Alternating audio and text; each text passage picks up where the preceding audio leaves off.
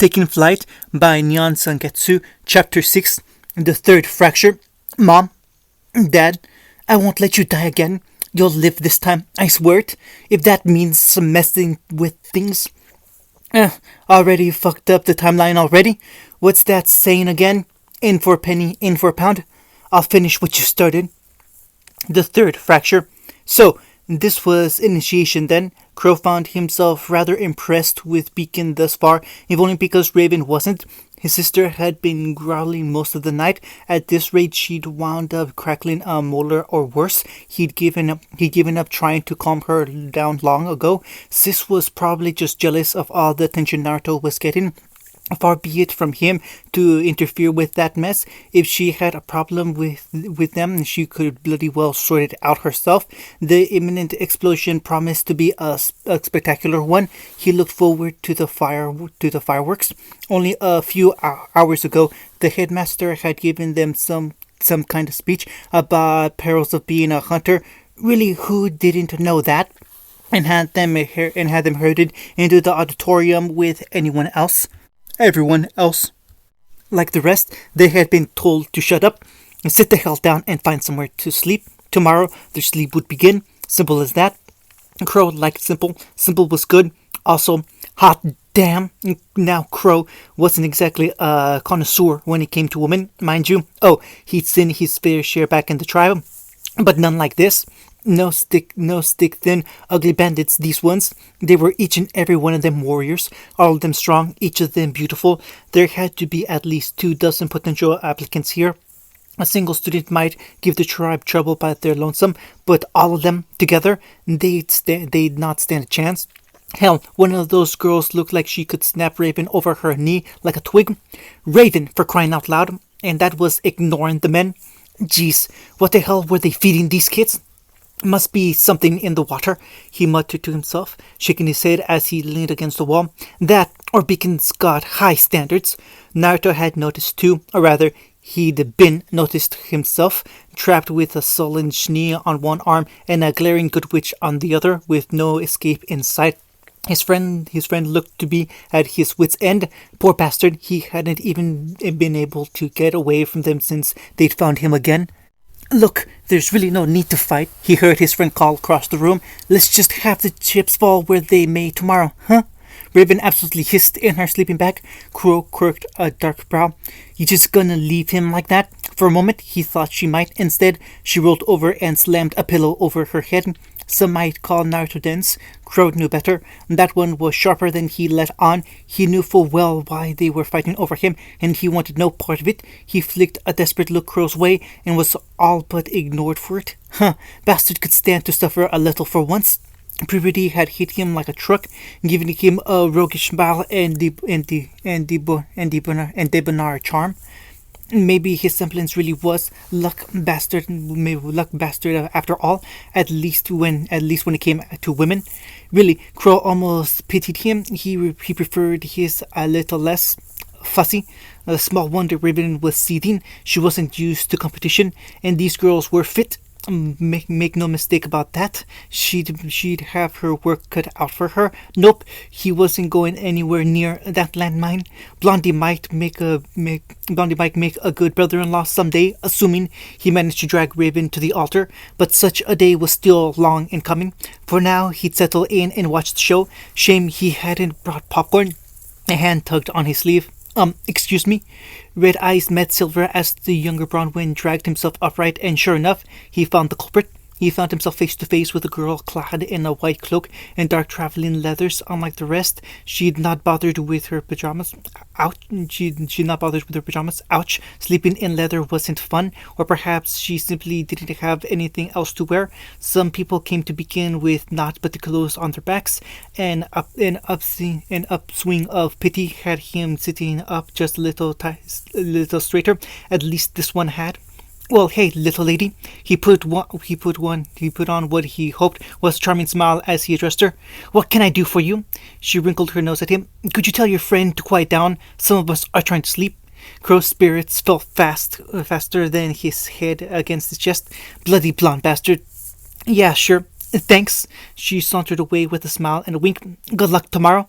Naruto staggered over 5 minutes later, looking rather worse for the wear.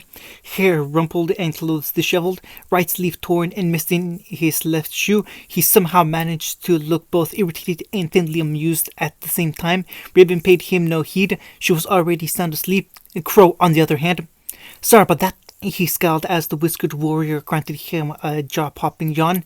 He couldn't get away. Crow lobbed a pillow at him. Naruto didn't even try to dodge. He took the featherly missile to the face with sound and aplomb and crashed backwards with a fallen elm. By virtue of grace or just blind luck, he landed atop his sleeping bag. Within moments, he began to snore. Even in sleep, Raven sensed the movement. She rolled over to latch onto his right arm, claimed it for her own. Crow clicked his tongue ruefully at sight. Raven really was more honest when she was asleep. Alone at last, the younger Branwen sighed ruefully and tucked himself in. "The things I put up with for family." Sleep came swiftly. Morning was a rushed and torrid affair. In the tribe, you woke early, ate early, trained early. It was a way of life. Beacon was no exception as such. The unlikely trio secured a hearty breakfast of bacon and eggs for themselves well before most of the would-be students would even dream of rising. Early birds get the worm and whatnot. Likewise, their lockers were placed almost perilously close to one another, and as such, they were able to secure their weapons with only a mere modicum of fuss. What came after, however, everyone got their gear. Of course, Raven slammed her locker shut as she touched a hand to Omen's massive sheath. "Speak for yourself." Crow leaned around his locker and fixed him with a baleful glare as he secured Harbinger to his back.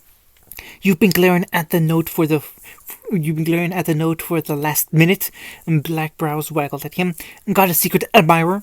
Naruto glared the bloody red daggers at him over one shoulder. "No."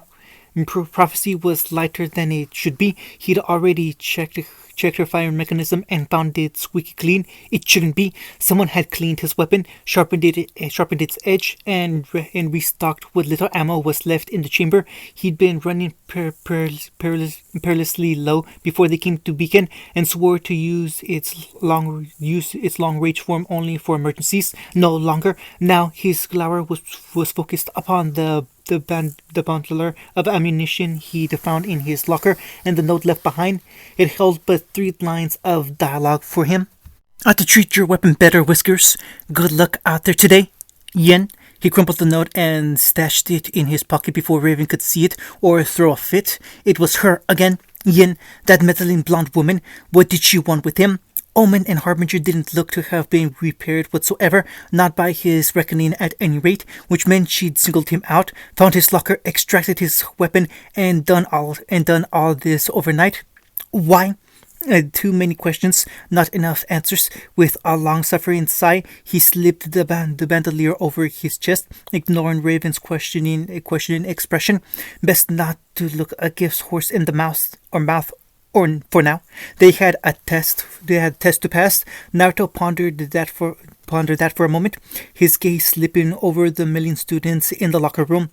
Dozens of applicants had come to Beacon this year. Some were bright-eyed and bushy-tailed, eager for the fresh term ahead and the chance to do good. Others looked cold and hard, determined to triumph over their peers at any cost. Initiation would be more than fierce. It promised to be bloody, if not entertaining, just the way Raven and Crow liked it. And how did he feel about that? Part of him was glad to be out of the tribe and its clannish ways, but their lessons were ingrained into him and not so easily ignored. They weren't here to pick fights. They were here to learn for the next 4 years. Then what? They'd return to the tribe and share what they learned. And then his mind continued to question. There could be more raids. With proper huntsman training, the tribe could become the bane of Mistra and all beyond it. They would be a plague upon the weak. None would stand in their way. Did he want that? So it's settled then. He shook the traitorous thoughts away as he closed and secured his locker. Whatever happens, we'll stick together. Crow heard the pleading note in his voice and nodded. Works for me. I'd rather be on a team with the two of you. Raven rolled her eyes but didn't deign to challenge him. I'll have a portal ready. We'll stay together. Try as he might, he couldn't let it be. He gave her head a quick pat. And try not to die before that. Ha! She squawked and swatted his arm away. You'd perish long before me. His forehead smashed against hers with a smirk. Nuh-uh. She pushed right back. Yeah-huh. Children. Crow pushed himself backwards pushed himself before them before they could come to blows.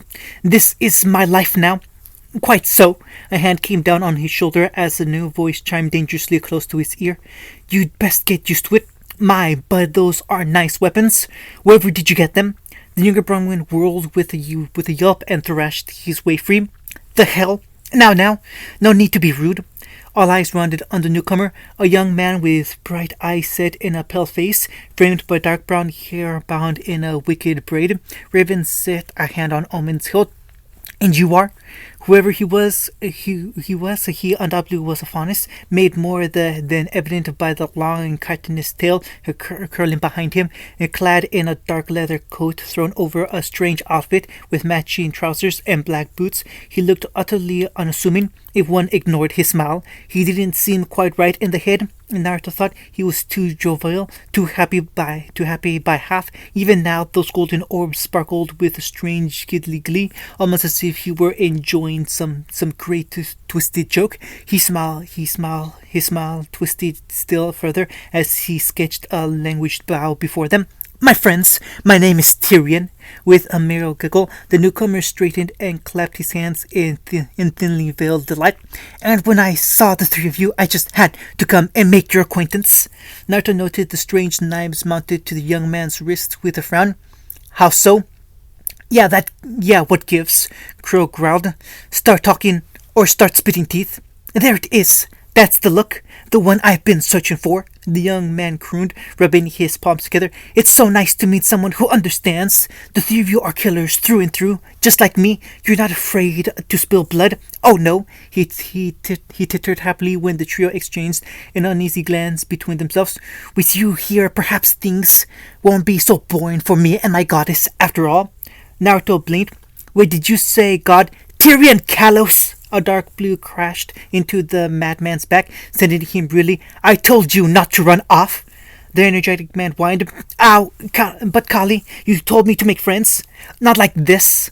A dark-haired girl clad in dark leather regarded them with warm amber eyes and a rueful smile. Naruto had all of an instinct to take in the dark ears twitching atop her head. Another fondness, before she rounded on her victim and gave him a good knock upon the head. What were you thinking? I wasn't. Don't mind him, he's a bit of a spaz, and he's harmless, well, mostly. With one hand, she reeled the wiry man back by an ear. Come along, Tyrion, we still need to wake up Gira and Marcus. Lazy bums decided to sleep in. I'll show them what for. Rather than struggle, the taller student capitulated shamelessly and let himself be led along. As my queen demands. She huffed and dragged him away. I've told you to stop calling me that. Well, that happened. Naruto frowned after the aspiring hunters idly recalling prophecy he'd been told so long ago. That's gotta be the scorpion. This place is ridiculous. Raven tossed her head, dark hair swaying. First that mad woman, then those two clinging off you. Now this. For once, Crow tried to play peacekeeper. They let us in, didn't they? Bah! Raven granted him an angry sneer. Only because that bitch stuck her nose where it didn't belong. I'll be sure to hack it off first chance I get. Crow swore softly as heads turned in their general direction. Naruto slapped a hand to his forehead and muttered a curse of his own. Best put a stop to that before she said, or did, something foolish. With a smile on his face and a scowl in his heart, he took Raven by the shoulders and steered her away from the others before her tongue could wag further. Only once he'd drawn her around a corner and out of sight did he dare speak. Don't say that out loud. You don't know who might be listening. Why not? She shrugged him off with a huff and put out by his anger. She's an enemy, one who owes us a debt of blood. That may well be, but don't go shouting it to the heavens. He jabbed a finger into her face and her closed, stubborn expression. We haven't gotten into Beacon yet. His words didn't draw a wince from Raven, but they silenced her all the same. Neither of them wanted to go crawling back to the tribe with their tails between their legs. They'd never lived They never lived it down. Exile would be the best of would be their least of their worries. Silas might even kill them for such a miserable failure. Of course, neither wished to admit that. She batted his hand away. You're a coward. And maybe you're too damn hot-headed for your own good. Raven went terribly still. All the blood drained from her face, and for a moment he thought she might draw her blade on him. Instead, she drew herself up, looking him square in the eye, and spat at his feet. Her position made clear, she flounced off with a huff. It was as much a dismissal as anything else. Stubborn bird. She would sooner throw herself on her own blade than admit her wrongdoing. Chasing her now would only stroke her temper to new heights. Worse, he wanted to release those heights, to see just how far she could be pushed before she well and truly snapped.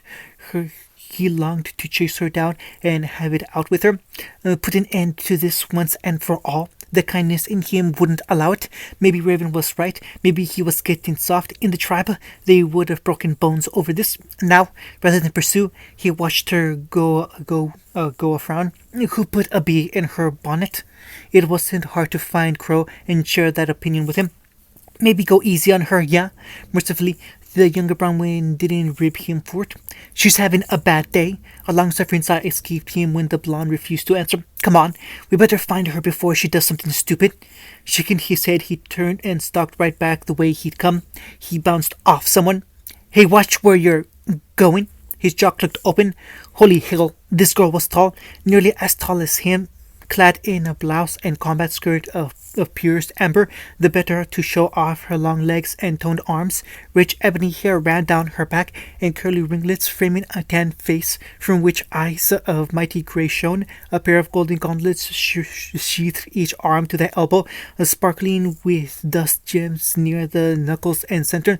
She hadn't even felt him bump into her. Didn't even notice his presence at all. Perhaps that had as much to do with as he looked on. She finished attaching it to her arm and slammed her locker shut. Crow whistled. Really, Hazel? She rounded on him with a growl, anger clouding her tan face. You really don't need to keep an eye on me. Oh, her words trailed off as she truly beheld him. I'm sorry, I thought you were my twin. He's skulking around here somewhere. Naruto wasn't rightfully sure who Hazel was, but if he was built anything like this girl, he wasn't sure he wanted to meet the man. And you are? She smiled at that innocent inquiry, a smile so full of life and light that Naruto couldn't help but grin despite himself. She seemed all right. Gretchen Reynard, at your service. She clapped Crow by the arm and shook him. Nice to meet you. Who's your friend? Crow didn't quite seem to hear Gretchen. His eyes were wide indeed. I think I'm in love. Marry me. Naruto couldn't help it. He crashed backwards with a wild guffaw, legs kicking at the air, and Gretchen's tan face turned to 7 shades of scarlet. Excuse me. Mercifully, the last speaker sparkle spared her further embarrassment. Will all applicants please report to the cliffs for initiation? I repeat, all beacon applicants please report to the cliffs for initiation. And so it began. Everyone was ushered outside to the cliffs in short order and bid to stand upon a series of strange metal pads overlooking the emerald forest. Naruto saw the headmaster waiting them and wasn't at all surprised to find Yin standing at his side. It stood to reason someone like her would have awesome zeal. She was more than he thought. She saw them and flashed him a saucy wink their way. Raven growled at her, all but spitting sparks. Before them, the headmaster rattled off of a quick speech that most didn't bother to pay attention to, focused on the force below. For years you have trained to become warriors. The distinguished warrior spared each of them a keen look. Some flinched, others didn't, and today your abilities will be evaluated in the Emerald Forest. Naruto, even a child, could figure that out. Some of the applicants were children. He was fairly certain one or two of them had to be underage. He spied a girl clad in a white cloak who barely came up to his chest. Tiny little thing. She couldn't have been older than 16 at best, and that was stretching it. She caught him looking and dared a tentative wave. Naruto returned it, feeling like a clod for staring. All right, brats. I'm known a lot of you are probably wondering about team assignments. Yen stepped up beside Ospin to continue where he left off. Well, don't worry, everyone's getting a partner. Today, a nervous murmur passed through the applicants. Raven spat on the floor. These teammates will be with you for the remainder of your time at Beacon. Ospin rose to the occasion, so it is in your best interest to be paired with someone with whom you can work well. That being said, he continued, the first person you make eye contact with after landing will be your partner for the next 4 years. Crow gulped. After you've partnered up, the headmaster bowled on relentlessly, make your way to the northern end of the forest. You will meet opposition along the way. Do not hesitate to destroy everything, or you will die. Naruto pinched the brow of his nose. But still, the headmaster wasn't finished. You will be monitored and graded for the duration of your initiation, but our instructors will not intervene until one of you is in immediate peril. His words were a death knell to their hopes. Being rescued by them will, of course, result in immediate disqualification. I suggest you prepare yourselves. To his left, Crow drew Harbinger. On his right, Raven brandished Omen. Others took heed and readied their own weapons. Naruto flicked Prophecy from her sheath. The blade warmed in his grasp, ready for her bloody work. You will find an abandoned temple at the end of the path, containing several relics. The headmaster's gaze was like a dagger now, cutting into each and every one of them. Each pair must choose one and return to the top of the cliff. You will guard that item as well as your standing, upon which you will be graded appropriately. Without warning, a smile broke through his glacial facade. In the meantime, feel free to use your own landing strategy. Naruto's blood ran cold. Landing strategy? Oh, this boded poorly. A few paces down, Gretchen flinched. Finally, and most importantly of all, there are a limited number of relics. Yen's words dashed that grin. There's more than 36 of you here today, and we only have so much room in Beacon. So let's set some ground rules. Lovely lilac eyes flitted from one student hopeful to the next, seeking them out in turn. You don't get a relic within the time limit. You fail. You leave the forest without a relic, you fail. You try to cheat and you guessed it, you fail. Any questions? A few hands rose in blatant defiance of said questions. Yang raised a remote and pressed a big big red button within more than once. Too bad. A peal of delighted laughter filled the air, drowning out the shots that followed. Ready, set, go! Naruto dropped down on his haunches and tensed his knees in preparation for what was to come. He was not prepared. All the pads went off at once, catapulting everyone in the air in a cacophony of startled cries. Chaos ensued. Doubtless everyone expected to be launched one by one in a neat, orderly sort of fashion. Not this year. Some were unlikely and suffered a short, sudden drop to the forest below. Others collided with one another in midair and went crashing to the ground. And others, woohoo! Naruto shot into the air with a wild whoop and arrowed into the distance, grinning like a madman. This was it. This was his moment. This was what he lived for. Nothing could possibly go wrong. Crow hit the tree and swore, a bloody streak all the way down. Shit, shit, shit! Aura cracked angrily as he crumpled to the forest floor with a bloodied nose, well short of the others. High above, he heard the harsh crack of broken branches and angry ammunition as the others forged their own landing strategy. No help came for him. Raven could cut a portal to him if she really wanted to, but he didn't think she would or could while soaring through the air like this. She was being bitchy. Her head wasn't on straight. No scroll reception to call her either. Beacon really had thought of everything. Against his better judgment, he decided to stay put and wait for his sister to come to her senses. Look out! Someone crashed through the canopy overhead. Literally, against his better judgment, young Crow accidentally looked up.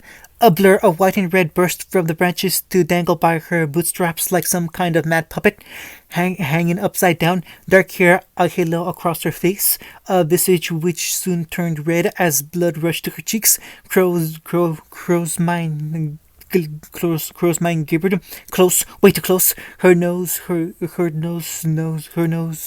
brushed his. A bright pair of familiar silver eyes, mere inches from his own. Silver orbs met red. The former blinked thrice, narrowed, widened. Summer Rose tilted her head and managed an awkward wave. Little help here? crowed Bronwyn, buried his head in his hands. Me and my bad luck.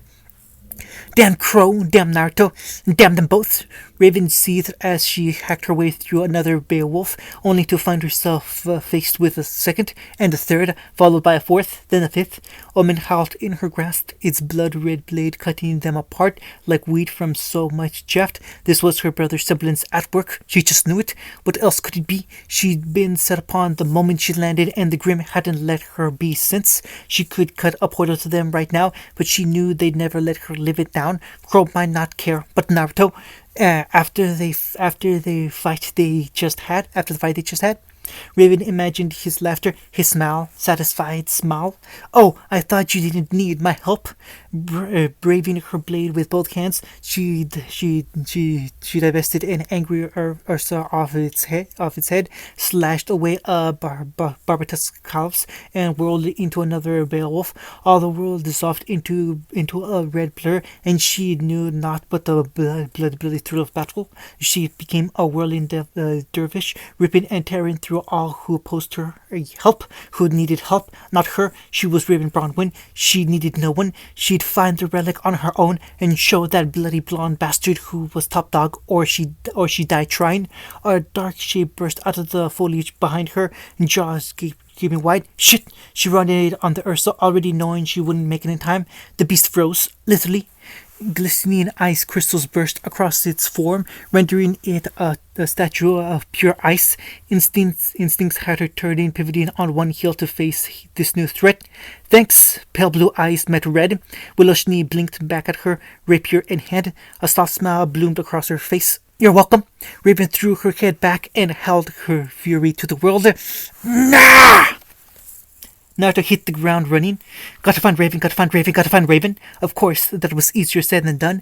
They'd been launched in all manner of directions. He hadn't even seen where she touched ground. North, it felt like north. All the world blurred by as he ran, reduced to a multitude whirl of brown and green. A stray Beowulf blundered across his path, and he smashed through it, leaving its severed halves to crash down to the floor. By the time they dissolved, he was long gone. In the distance, he heard the sounds of combat. He actively went out of his way to avoid each and every one of them. Raven and Crow needed to be on his team. They had to be. He didn't want anyone else. Sure, Gretchen seemed a decent sort, but he barely knew her, to say nothing of the oddball Tyrion or the noisy Callie. Not that he had anything against Sophonis, mind you. Beneath all the smile and snark, they might be perfectly nice people, but he wasn't about to seal his future with them. Glinda and Willow, nope. All the nope. They'd kill each other if he didn't kill himself first. They weren't family. Weren't part of the tribe. He couldn't trust them to have his back, not in the way Raven and Crow would. You may not have a choice. Blasted voice. He'd been hearing it an awful lot lately. Without warning, the brush fell away and he beheld someone before him. They heard him coming and turned. He saw something, more a blur than a real person. Blue eyes squeezed shut instinctively before he could discern their identity. Unwilling to make eye contact, he'd not risk himself, not a chance in hell. Get out of the way! Too fast. He flung up his arms in vain, and hollered a warning. Both unable and unwilling to stop, they wound up in his arms instead. He bristled as something warm and soft pushed against his chest. His hands got a good handful of something they really shouldn't have, and by the time he realized it, it was already too late. His legs were still carrying him forward, and whoever he'd snatched up was too startled to react. Branches and brambles tore at his face. All the while, he knew it wasn't Raven. If it had been her, she would have given him a black eye by now and a broken jaw. Besides, he hadn't carried her since she was little, and even then, it had only ever been a piggyback. The memory brought a small, fond smile to his face. It was dashed not a moment later when his current captive began to wrinkle and rail in his grasp. "What are you doing?" a new voice cried. "Stop! Stop! You're going to hit a tree!" Not to dare to open his eyes a sliver to see their approaching doom, he slammed them shut just as quickly, and kicked off a mighty bough and skidded to a halt between its towering roots. Even then, he didn't dare open his eyes. Not Raven. Definitely not Raven. As long as he didn't make eye contact, he was safe. His arms locked up, refusing to release whoever it was he was holding for fear of retaliation. The faint aroma of vanilla and honey filled his nose. When he inhaled, it wasn't an unpleasant smell. I beg your pardon. That same familiar voice spoke softly now, little more than a breathy whisper. But would you kindly put me down? Nope. He smacked his lips in a resounding negative. No can do. Just pretend this isn't happening. Could you open your eyes at the very least? You're being rude. Naruto shook his head. Sorry, saving myself for someone. His captive didn't take very kindly to that. A sharp inhale was his only warning. Someone flicked his forehead, bringing with it a sudden starburst of stinging pain. His eyes shot open reflexively to glare at the person. Ah, what the hell? Blue scowled into green, and all his hard work was undone. Glinda Goodwitch stared back at him with narrow eyes, lidded and intent. Her golden hair was frazzled free and strewn with leaves, glasses hanging askew down the bridge of her nose. Much to his dismay, her cheeks were a pale and pretty pink. Naruto soon saw why. Oh dear, he was still holding her, of course, but until now he hadn't realized just how he was holding her. One arm had taken up residence under her legs, while the other supported her back like a groom carrying his bride, tugging her breast against his chest, like some dark knight carrying a princess straight out of a fairy tale. The young woman balked at him. Naruto balked right back. His shoulders slumped, even as a spark of anger flared to life in his chest. Eye contact. Blast it! Of all the people, for what felt like an eternity, neither blonde moved, neither blinked, neither breathed. Quite suddenly, someone did. Naruto set Glinda down and stalked over to the nearest tree trunk he could find. Upon reaching it, he placed both hands against the bark and reared back. He smashed his head against it repeatedly. Previews. Naruto pinched his nose. This is not happening. Crow wasn't sure if he should laugh or cry. Well, I guess this works. Best team ever, Raven sulked. Speak for yourself. Maiden. Yep, and I won't die here. I will rip and tear. Lilac eyes burned with violet flames as she climbed back to her feet. Until it is done. A wordless gurgle greeted her. Don't be a sore loser, hun. Yen flashed her a saucy wink. All's fair in love and war. My old man taught me that. And this? She snarled and gave her victim a good hard kick between their broken ribs. This is war. Bereft of balance, they toppled over the cliff with a wordless shriek and vanished between the trees. Unsatisfied, Yen leaped down after them, her hair burning gold. Don't go running away now, her voice rose over the thunder high above. We're just getting started. End of chapter 6.